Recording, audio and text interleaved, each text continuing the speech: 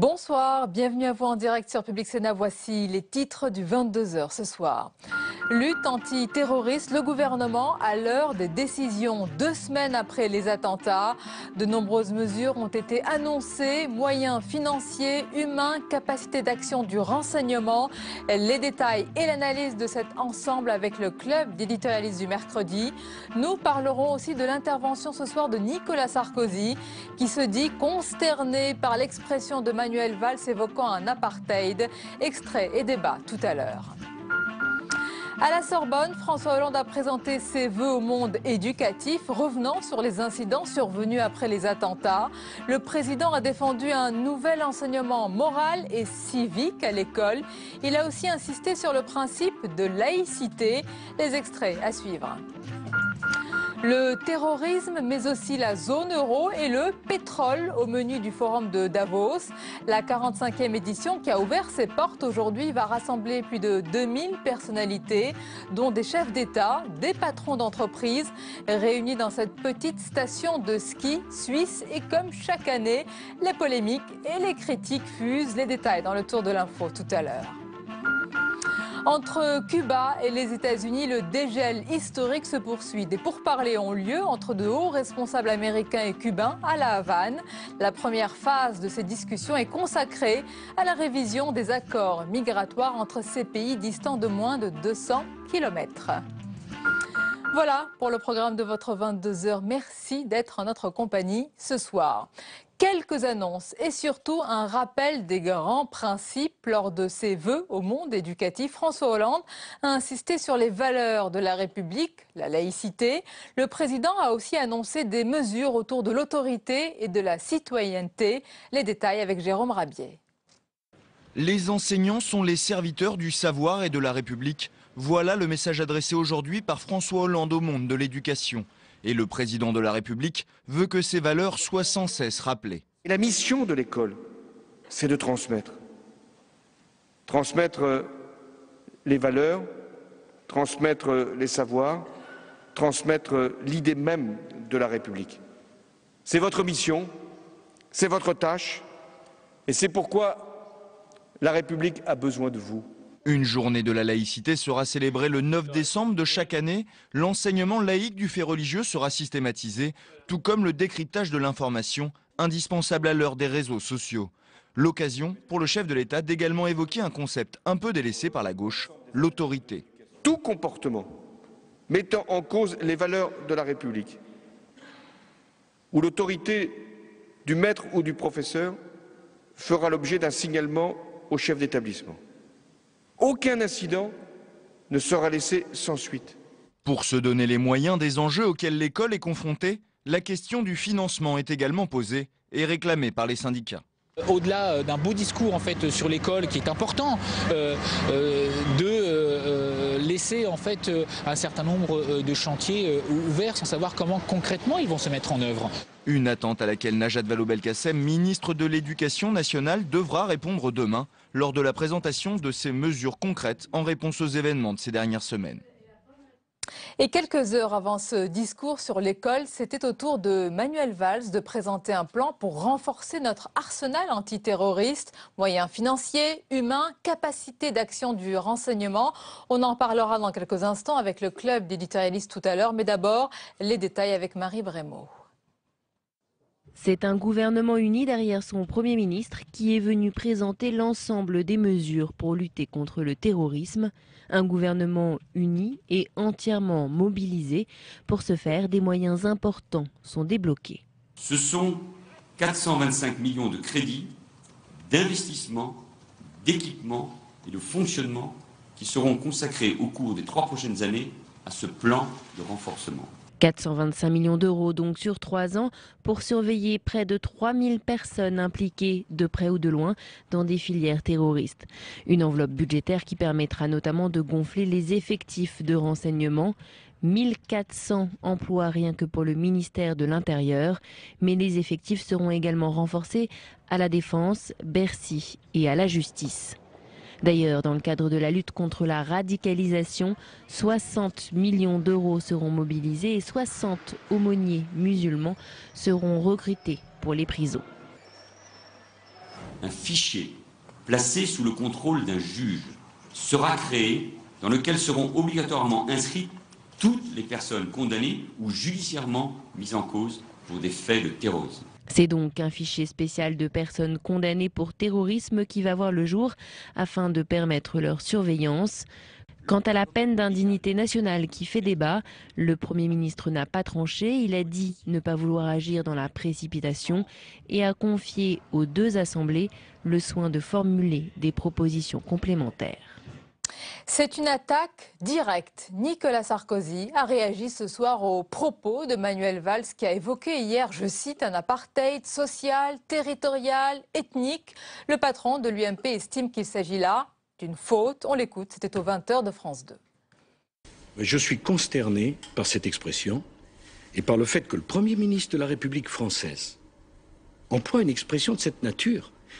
L'apartheid, c'est la loi honteuse qui, entre 1948 et 1994, a fait régner une inégalité des droits entre les Noirs et les Blancs en Afrique du Sud.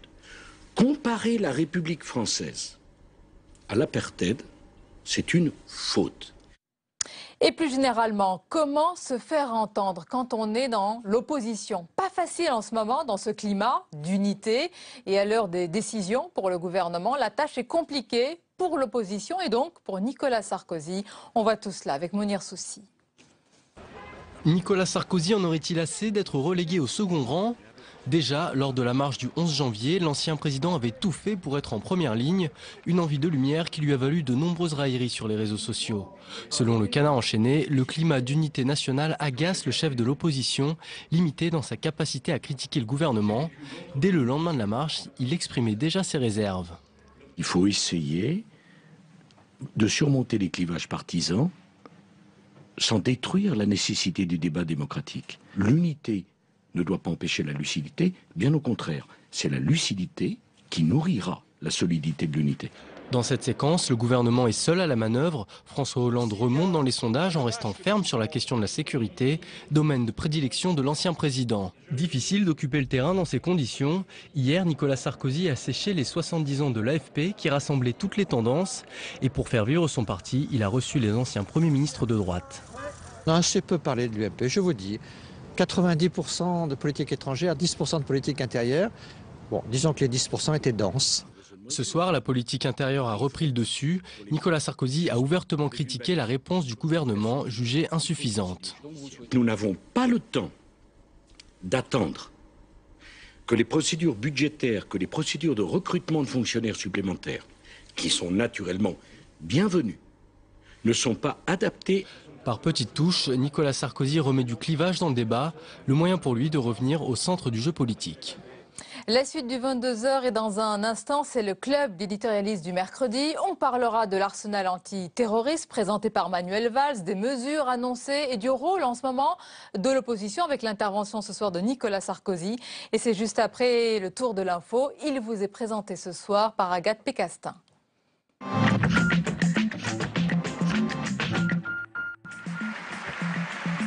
C'est un discours de l'Union signé Charlie. Face au Congrès, Barack Obama a réaffirmé son soutien à toutes les victimes du terrorisme du Pakistan aux rues de Paris. Mais les vieux démons diplomatiques planent encore. Le président américain n'a pas manqué de rappeler le conflit entre la Russie et l'Ukraine. L'ennemi russe de toujours est plus que jamais d'actualité. Aujourd'hui, ce sont les États-Unis qui se tiennent forts et unis avec leurs alliés, tandis que la Russie est isolée et que son économie est en lambeaux. La réponse de Moscou ne s'est pas fait attendre. Cela nous montre que les États-Unis veulent dominer le reste du monde. Plus de 2500 personnes attendues. Le Forum économique mondial s'attend à une participation record. À Davos, 40 chefs d'État vont croiser près de 1500 représentants du monde de l'entreprise. Et c'est le président du Conseil italien, Matteo Renzi, qui ouvre le bal aujourd'hui. François Hollande interviendra quant à lui vendredi. Le président français qui doit s'exprimer sur le climat abordera aussi les défis face aux menaces terroristes. C'est une photo qui choque. Le leader du mouvement anti-islam allemand, Lutz Bachmann, s'affiche sur les réseaux sociaux déguisé en Adolf Hitler. Une image relayée dans la presse allemande et qui a précipité sa démission. Le fondateur du Patriote européen contre l'islamisation de l'Occident, Pegida, se retire subitement de sa propre organisation. La grève des routiers semble à nouveau dans l'impasse. Les principales fédérations patronales ont déjà annoncé leur absence à la table des négociations prévues demain matin. Ils s'opposent fermement à l'augmentation salariale souhaitée par les syndicats de 5%.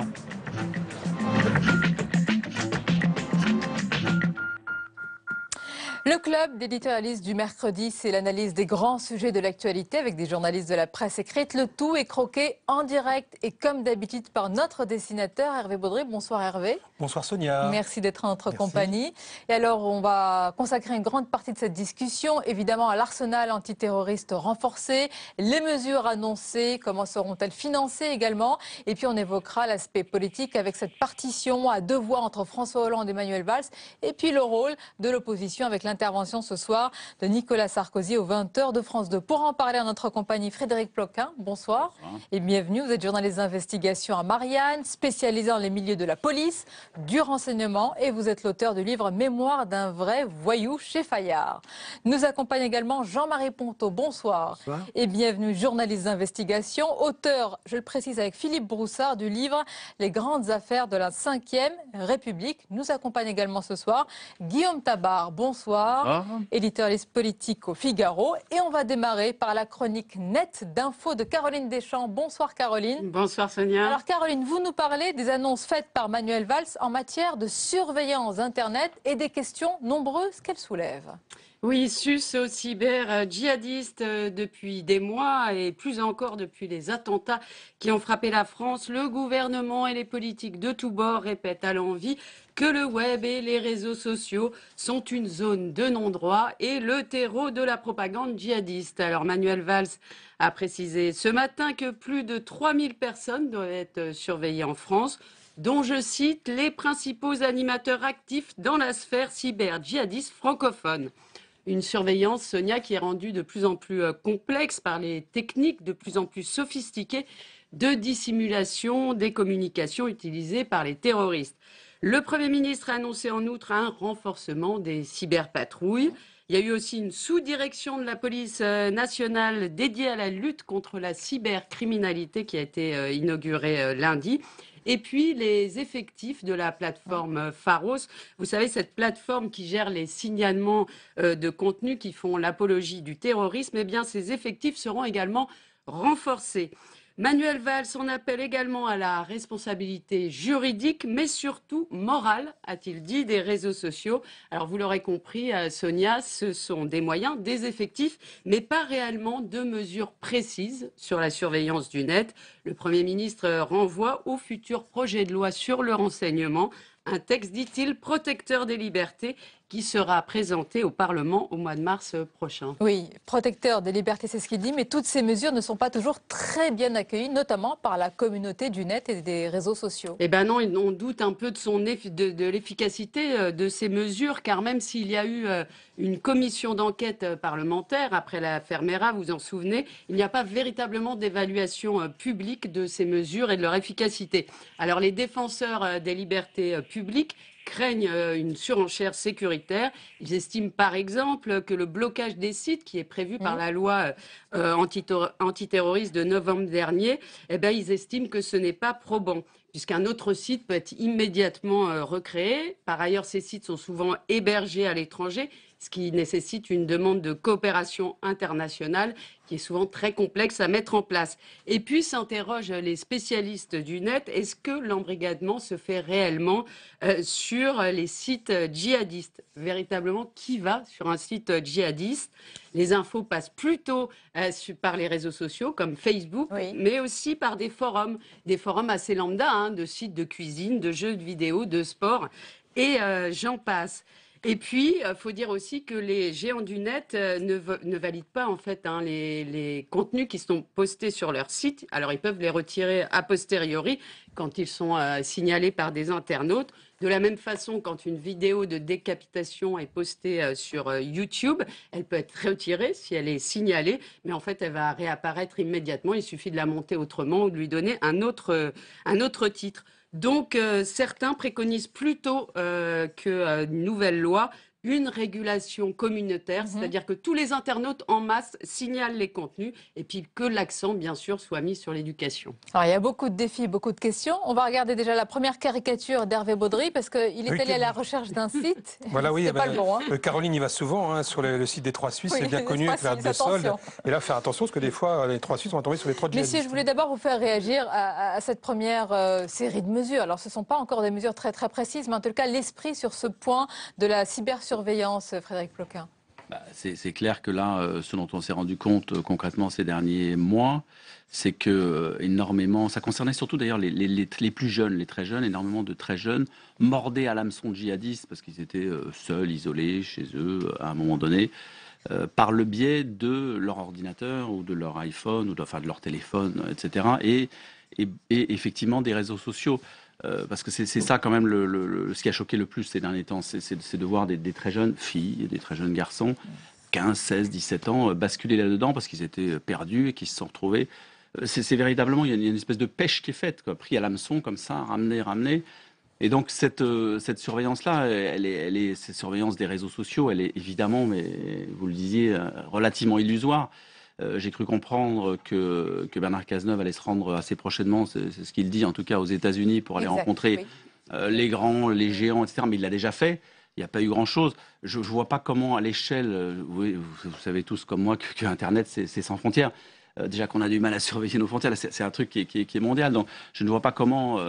C'est de bonne volonté, ça pas. Je ne vois pas très bien l'effet dans un monde Internet, dans un cybermonde totalement incontrôlé, incontrôlable. C'est simplement pour les plus jeunes. Moi, je pense que c'est pas forcément idiot de dire qu'il y a en tout cas de la surveillance, même si, vous voyez ce que je veux dire. Oui, c'est votre avis, ce sera difficile derrière. Oui, le problème, c'est comment est-ce qu'effectivement on contrôle. On voit bien l'importance d'Internet, on voit bien le rôle que ça joue sur le recrutement des jeunes. Maintenant, qu'est-ce qu'on peut faire concrètement contre cette arme énorme? On a quand même, enfin moi je ne suis pas spécialiste, par exemple sur les pédophiles, on a réussi quand même à faire des contrôles, à faire des signaux d'alerte, à remonter des pistes, à remonter des circuits, donc il doit avoir une possibilité d'intervenir.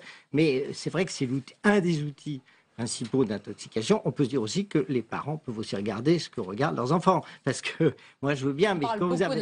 Quand je ne veux pas faire vieux, monsieur, mais quand même, il me semble que quand vous avez des enfants qui passent des heures sur Internet, vous pouvez à un moment donné essayer de comprendre ce qu'ils regardent et voir ce qui se passe. Mais ça empêche que je pense qu'à un certain niveau de radicalisation, les images directement venues, qui sont des images très violentes, font une espèce de drogue et ils deviennent complètement accros par ça, par la violence même du fait du côté aventure. Alors, messieurs, dans quelques instants, on va évoquer l'aspect politique et on va progresser dans notre débat avec l'intervention ce soir de Nicolas Sarkozy, puis on va développer ces mesures annoncées par Manuel Valls. Mais Caroline Deschamps, est-ce que vous pouvez nous faire déjà un point sur l'arsenal législatif pour lutter contre le terrorisme? Qu'est-ce qui existe déjà? Il y a eu au moins 15 lois en 20 ans.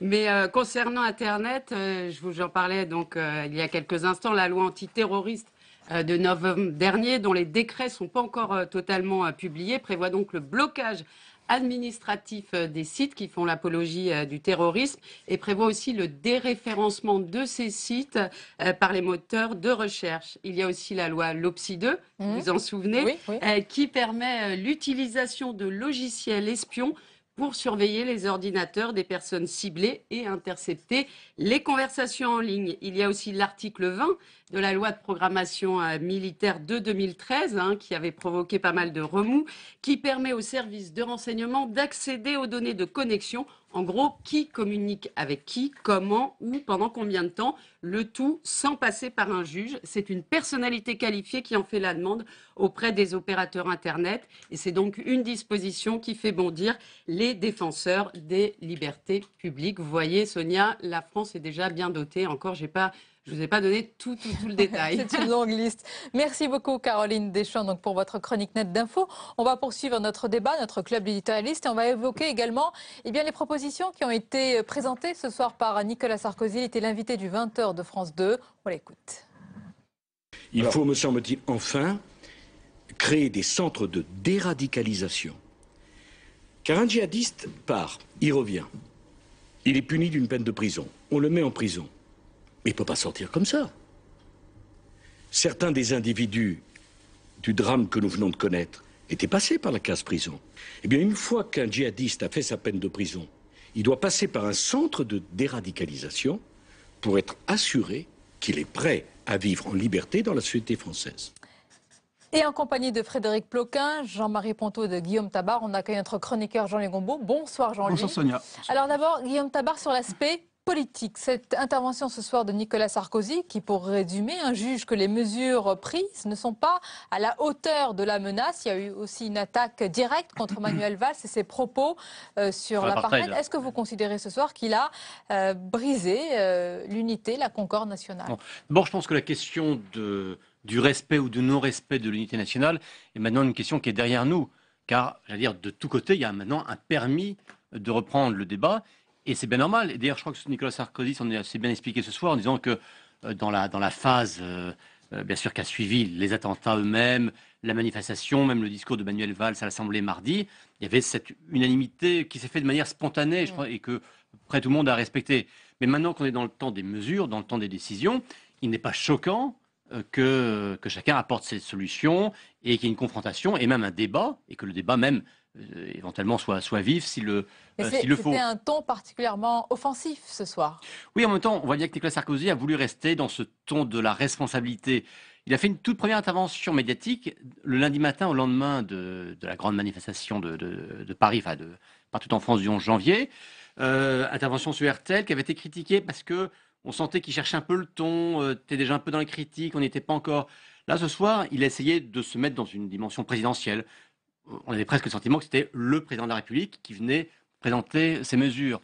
Ensuite, on voit bien le registre qu'il a essayé d'adopter, qui était de dire, bien sûr, il ne va pas dire que le gouvernement fait des erreurs, puisque les mesures présentées aujourd'hui par Manuel Valls... Il a tellement insisté sur l'importance de la menace qu'on a cru comprendre, qu'on a compris que donc les mesures proposées n'étaient pas à la hauteur, selon lui. Oui, donc à chaque fois, il joue les monsieur plus. Bon, prenons un exemple, la question des effectifs. Manuel Valls et Bernard Cazeneuve annoncent des effectifs supplémentaires pour la police et pour la justice, je crois 2600 et quelques policiers ou gendarmes supplémentaires. Bon, difficile pour un ancien ministre de l'Intérieur de droite de dire non, il ne faut pas embaucher des policiers. Mais qu'est-ce qu'il dit? Il dit, ah oui, mais on embauche un policier, il faut 2 ou 3 ans pour le former, donc ils vont arriver d'ici 3 ou 5 ans. Moi, j'ai une solution toute simple, c'est on rétablit les heures supplémentaires et ça nous fait, dit-il, dans la police et les services de renseignement. Il a même chiffré, je crois qu'il a chiffré ça en 4000 équivalents temps plein, même 8000, non 4000. 4000 équivalents temps plein tout de suite, dit-il. Là où c'est habile, c'est que ça lui permet de dire, voyez, je veux des effectifs tout de suite. Et puis, ça lui permet de rappeler qu'il avait pris une mesure supprimée par la gauche et qui avait été, d'ailleurs, dont la suppression avait été critiquée. Frédéric Ploquin. Je pense que Nicolas Sarkozy, sur cette affaire, sur ces attentats, sur le terrorisme, est très ennuyé, en fait. Très ennuyé parce que quand on met à plat, et dans son camp, d'ailleurs, ils sont tous d'accord, quand on met à plat les raisons pour lesquelles il y a eu un échec, quand on cherche les failles, la première chose qu'on constate, c'est que la suppression de 13 000 postes dans la gendarmerie et la police pendant le quinquennat Sarkozy laisse les services de renseignement, d'une manière générale, complètement aujourd'hui, je dirais pas à la rue, mais en tout cas presque à l'agonie par rapport à l'actualité. Et ça, je veux dire, que ce soit Éric Ciotti... Ce que je veux dire, c'est... Non, à l'agonie, c'est-à-dire qu'ils sont vraiment saturés. Mais saturé pour d'autres raisons. C'est pas que le fait que Nicolas Sarkozy ait supprimé ce 13 000 postes, c'est aussi le fait que le nombre de personnes à surveiller dans ce pays ait été multiplié par 130% en 2 ans. Donc il y a ces deux points qui le gênent terriblement. Et il sait très bien que les mesures qui ont été proposées aujourd'hui par Manuel Valls et par Bernard Cazeneuve, il n'aurait pas pu faire mieux. Je veux dire, c'est énorme. C'est énorme. Alors on en discutera tout à l'heure pour savoir d'où va venir l'argent, mais cette masse d'argent qui est déversée aujourd'hui sur les services de renseignement, sur la police et la gendarmerie est absolument gigantesque. Cet apport en personnes, en humains, est également extrêmement important. Oui. Donc à partir de là, c'est pour ça que je pense que Nicolas Sarkozy ce soir a fait cette diversion un peu sur la question de l'apartheid. C'est parce que finalement, sur ce terrain-là, il est très ennuyé et donc il essaie de trouver un autre terrain pour polémiquer. Je termine sur ce qu'il a proposé également avant d'en venir à vous, Jean-Luc Gombault. Jean-Marie Ponto, les centres de déradicalisation, après les peines de prison, est-ce que ça existe dans certains pays? Alors je me suis renseignée juste après le 20h de français, j'ai remarqué que ça existait dans certains pays, alors notamment en Arabie Saoudite. Je ne sais pas si c'est un modèle, mais c'est le cas, ces centres existent. Je crois que c'est très très difficile à mettre au point. C'est peut-être un mot une nécessité, c'est difficile à remettre au point. Pour revenir quand même à la question de Sarkozy, moi j'ai trouvé Sarkozy quand même plutôt habile, un bon politique, et je trouve qu'il a quand même exploité quelque chose qui est une faille, c'est que je pense que les mesures qui ont été apportées là sont pas exactement au cœur du problème. C'est-à-dire qu'effectivement, il apporte des effectifs, tout le monde est d'accord, des effectifs. On dit qu'il faut de l'armement, des casques lourds, tout ça est très bien. On sait très bien que c'est pas ça le problème du renseignement. Le problème du renseignement, ça va pas être le nombre d'effectifs, ça va être le problème du terrorisme, c'est le problème essentiellement du renseignement, des écoutes, des surveillances, du suivi judiciaire. Et là, il y a quand même un peu, on y reviendra, mais il y a un léger flou dans la présentation. Et donc je pense qu'il s'est assez bien présenté là-dessus. Cela dit, il y a un véritable problème, effectivement, des gens qui reviennent. D'abord, il faut les empêcher de partir, ce qu'on a essayé de faire avec des lois quand même très récentes. Et ensuite, quand ils reviennent, qu'est-ce qu'on fait? Comment est-ce qu'on fait le tri entre ceux qui reviennent parce qu'ils n'ont pas supporté, parce qu'ils sont malades, ceux qui cachent, et ceux qui sont passés à l'acte sont ceux qui se sont cachés, c'est-à-dire qui n'ont pas été détectés parce qu'ils ont été assez habiles pour ne pas se faire détecter, et puis qui deviennent... donc, comment est-ce qu'on fait?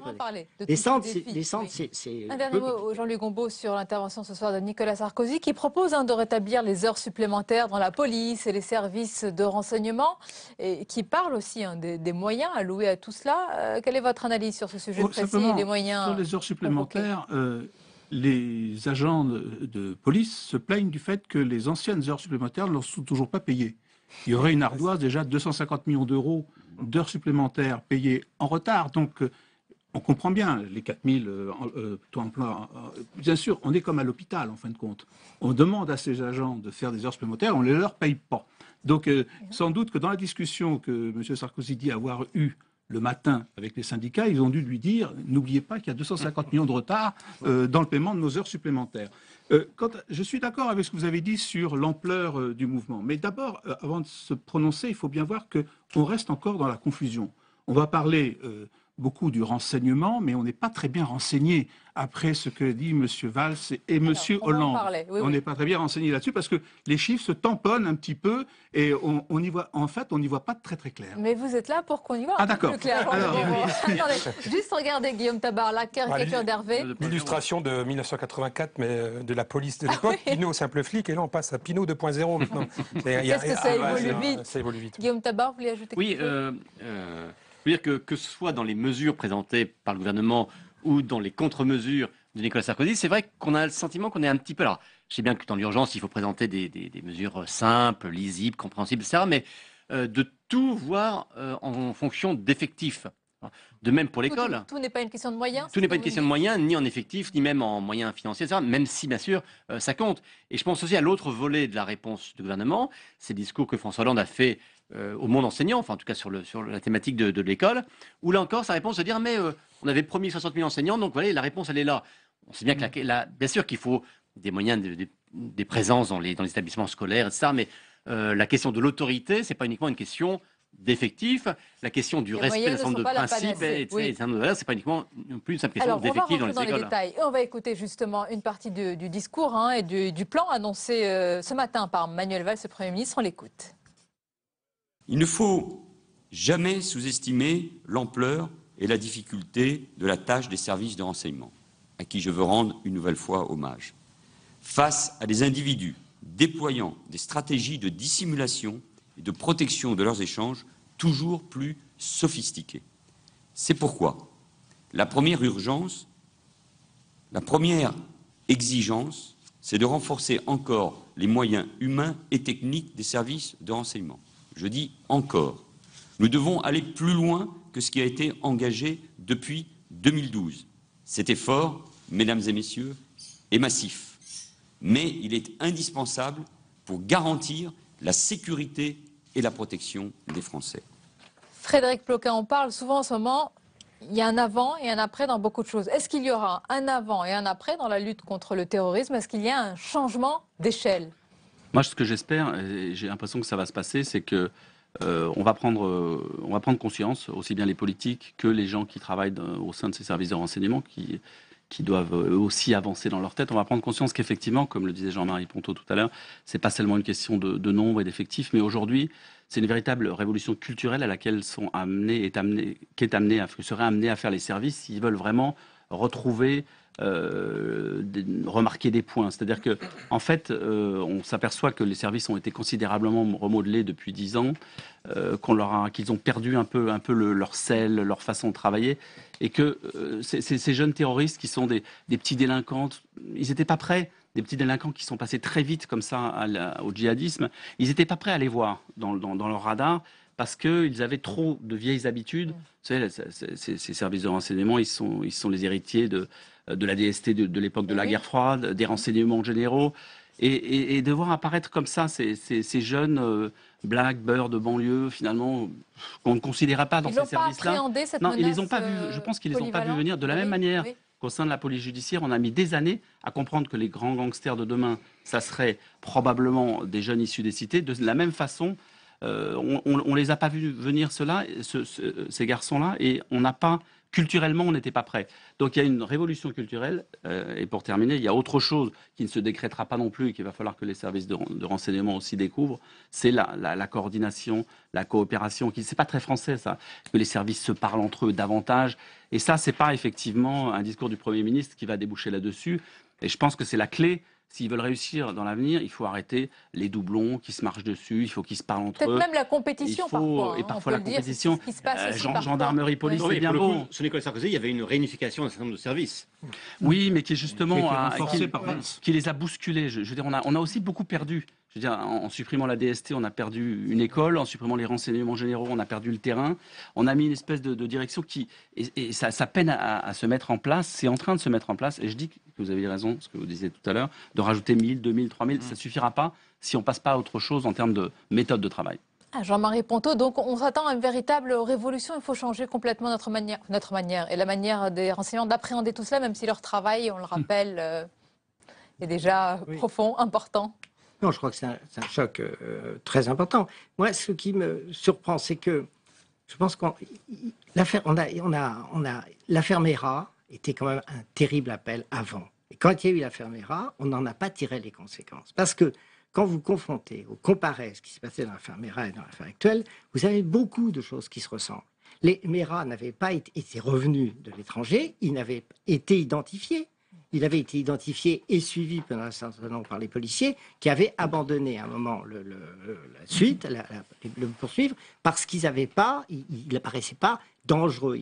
Et là, on a exactement le même système. Et là, il y a des systèmes qui ont fait défaut. Des systèmes précis, par exemple les écoutes téléphoniques. C'est vrai que les écoutes téléphoniques administratives en France ont peu de pouvoir par rapport aux écoutes judiciaires. Les juges peuvent mettre sur écoute à peu près tout ce qu'ils veulent. Les administratifs, et c'est bien, sans ça, il y a une commission, sauf qu'au bout d'un moment, la commission vous dit, vous n'avez rien trouvé, vous partez. Et que ça fera sans doute partie de la réforme. L'autre élément qu'on trouve, c'est quand même l'élément international et relations internationales. Mera, comme Kouachi, a été à un moment donné identifié par les Américains. Et c'est quand même invraisemblable que ce soit les Américains qui nous ont indiqué que ces gens-là étaient partis travailler dans des zones... Que les Américains nous l'aient indiqué et que les services algériens, quelques jours avant l'attentat, nous aient prévenus aussi d'une menace imminente et très forte. Voilà. Et ça, c'est incroyable. Ça veut dire que quand même, sur les relations internationales, moi je pense qu'il y a beaucoup de Français qui sont tombés des nues en sachant qu'on n'avait pas de système sur les billets d'avion européens, qu'on n'avait pas le système d'identification américaine, et aussi qu'il n'y avait pas de fichier antiterroriste. Quand vous dites aux Français qu'il n'y a pas de fichier terroriste national, ils rigolent, ils se disent c'est pas possible. Alors c'est vrai que ça n'existait pas. Donc je pense qu'il y a eu des signes précurseurs graves qu'on n'en a pas tenu compte et que là, l'effet de choc est tel qu'on va rentrer vraiment dans des choses importantes et dans le détail. C'est ça qui peut être maintenant. Mais il a annoncé une loi qui... Voilà, il a annoncé la loi, mais il n'est pas venu tout de suite. Et on aurait pu s'attendre effectivement à que les éléments viennent viennent maintenant. Alors, vous avez parlé des écoutes. Regardez cette caricature d'Hervé Baudry. Il ne faut pas tout mélanger, parce que les écoutes, ce n'est pas fait pour Pierre ou Paul. Ou Paul Bismuth, bien sûr, on s'en souvient. Jean-Luc Hombault, il y a aussi la question, abordons-la dès maintenant, des moyens. Parce que là, on parle de moyens humains, on parle de moyens financiers qui sont importants. Qu'est-ce qui va se passer? Est-ce qu'on va concrètement demander un délai ou plus à Bruxelles et aux autorités européennes? Alors, d'abord, quelques mots quand même sur les moyens, parce que vous avez parlé de chiffres extrêmement importants. Or, dans la double présentation qui nous a été faite d'abord par M. Valls et M. Hollande, il ne faut pas oublier quand même la révision de la politique de défense, bien entendu, dans laquelle il y a aussi des emplois. Quand même, on ne sait pas d'abord si c'est des emplois nouveaux et de l'argent nouveau. Quand M. Valls nous dit « je vais augmenter de 500 emplois les effectifs de la DGSI », est-ce que c'est en plus des 430 qui étaient déjà prévus, donc 70 seulement de plus, ou véritablement 500 supplémentaires? Lorsqu'il parle des augmentations de la DGSE, par exemple, mais c'est rattaché à la défense, est-ce que c'est compris dans le ralentissement des effectifs prévu, exposé par M. Hollande quelques heures plus tard? On ne le sait pas. Donc, avant de dire, enfin, je suis d'accord pour dire qu'il y a un effort qui est important, mais pour l'instant, ce n'est pas clair. Alors, maintenant, sur la question, si on prend les annonces qui nous ont été faites, effectivement, on est en gros pour l'intérieur à 250 millions d'euros annuels de plus que de prévu, et pour la défense, à peu près 250 millions, donc à peu près 500 millions d'euros. Or, il faut savoir quand même d'ores et déjà que le budget militaire qui a été voté n'est pas financé dans sa totalité. Il manque 2 milliards. Il manque déjà 2 milliards, c'est important, et on a prévu de vendre un certain nombre de faisceaux hertziens, des choses comme ça, qui ne le sont pas. Donc il y a 2 milliards qui manquent. Donc on est sur 500 millions d'euros, alors qu'il manque déjà 2 milliards. Alors, à partir de là, la question de Bruxelles, c'est-à-dire effectivement, il s'agit de sommes importantes. Or, aujourd'hui, il faut bien voir, je crois que M. Hollande sait très bien que Bruxelles, la Commission européenne, la Banque centrale européenne est en train de changer de braquet. Il le sait. Des signes importants ont été donnés et des signes seront confirmés demain avec l'action de la Banque centrale européenne. Autrement dit, il sait que politiquement, il a une marge de manœuvre qui va lui permettre de faire passer son affaire sans avoir des réprimandes de Bruxelles. Personne n'osera dire « enfin, quand même, vous ne respectez pas les 3%. » Ben oui, mais attendez, moi, j'ai un terrorisme sur le dos, il aura le soutien de l'ensemble de la population européenne sur cette affaire. Donc, autrement dit, il a préparé depuis plusieurs mois une carte d'indiscipline qui lui sera sans doute pardonnée grâce, entre guillemets, à ce qui s'est passé le 7 janvier dernier, sur lequel il a un petit créneau sur lequel il peut passer.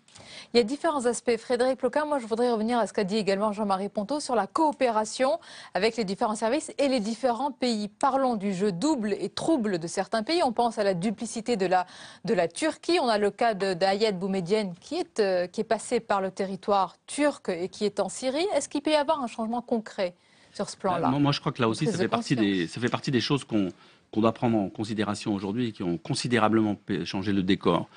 Je trouve qu'on n'en parle pas suffisamment, prenez la Libye. La guerre qu'on a faite en Libye a laissé un pays exsangue, il n'y a plus d'État libyen, il n'y a plus rien, cette espèce de zone de non-droit sur lesquelles prospèrent tous les groupes terroristes. D'accord ? C'est le résultat de la guerre que nous avons menée en Libye. Je rappelle quand même qu'il n'y a même pas 7-8 ans, la Libye était avec l'Algérie un des principaux interlocuteurs des services de renseignement français pour suivre les mouvements justement première chose. Aussi. Deuxièmement, la Syrie. La Syrie était notre 2e ou 3e fournisseur en renseignement sur ces hommes qui étaient susceptibles à un moment donné. Pareil, terminé, on a rompu évidemment, on sait pourquoi, avec le régime d'Al-Assad, il n'y a plus d'échange.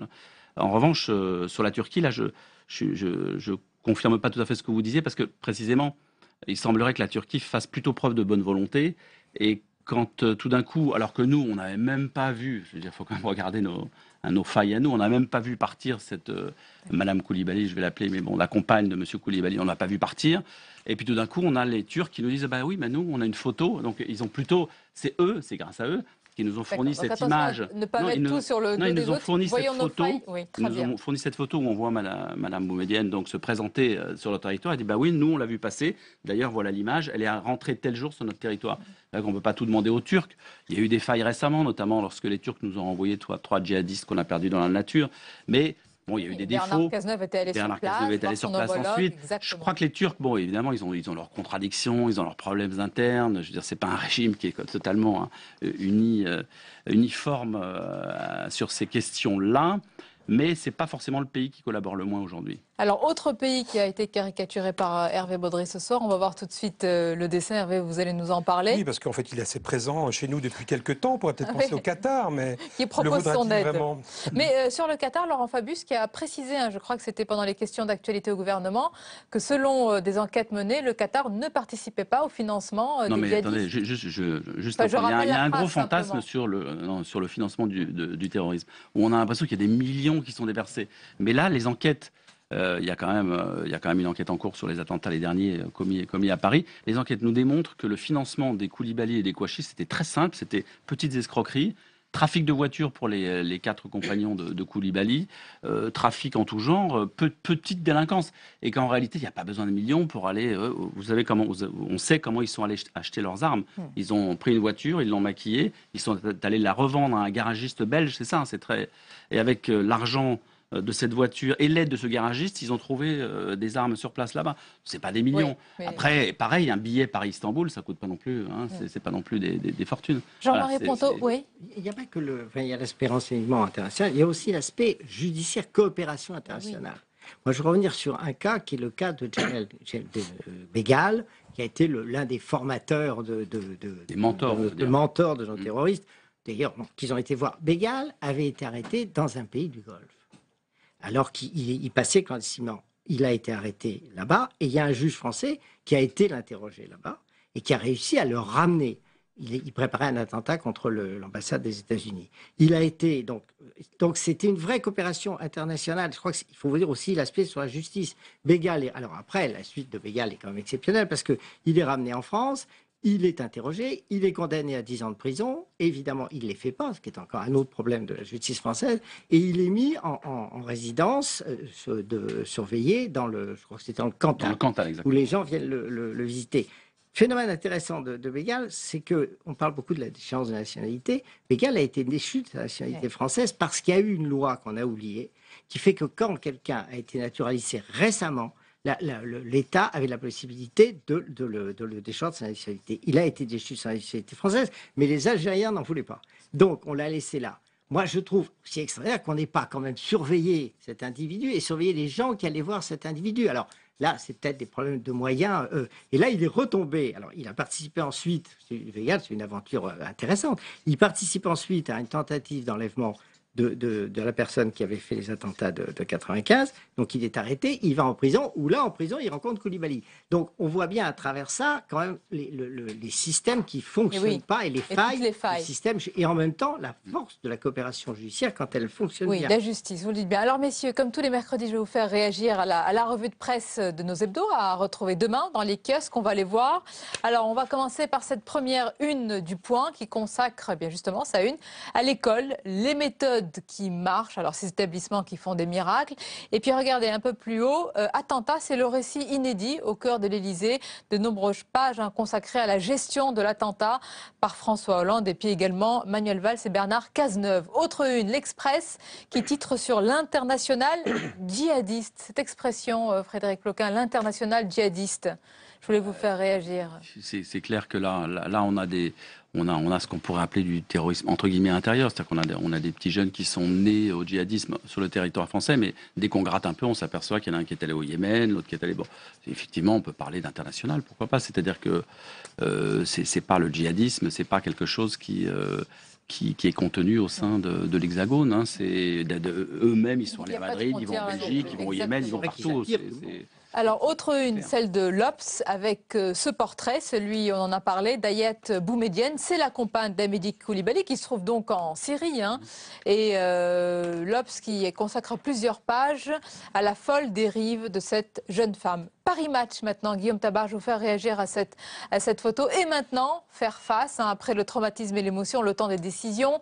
C'est le moment de l'action avec François Hollande, Manuel Valls et également Bernard Cazeneuve. On a beaucoup parlé des cotes qui se sont envolées du président et du Premier ministre, moins de celles de Bernard Cazeneuve également. Et les Français lui sont grés également de la gestion des attentats. Oui, il y a un double effet pour Bernard Cazeneuve. d'abord eu un effet notoriété. C'est une évidence qu'il était moins connu dans le grand public que François Hollande, Emmanuel Valls ou tous les autres acteurs de la vie politique. Donc il y a cet effet. Et ensuite, il a incarné, j'allais presque dire presque physiquement, cette image d'autorité, de calme qui fait partie de son caractère. Il a vraiment parfaitement incarné cette fonction de ministre de l'Intérieur. Et comme l'attente qui s'est exprimée porte avant tout sur la fermeté, l'autorité, c'est lui qui engrange les bénéfices. Le besoin d'autorité. Merci beaucoup, messieurs, d'avoir été nos invités. Merci Frédéric Floquin. La prochaine fois, je vous amène la une de Marianne. Exactement. C'est noté pour la prochaine revue de presse. Merci Jean-Marie Ponto. Guillaume Tabar, quelle est la une du Figaro, vous nous direz. Jean-Luc Gombault et merci Hervé Baudry. Un petit câlin, c'est la journée du câlin aujourd'hui. Exactement. Voilà, merci beaucoup, c'est réciproque. À mercredi prochain. Et puis belle et douce nuit à vous. On se retrouve demain pour le grand entretien du jeudi. Belle et douce nuit à vous.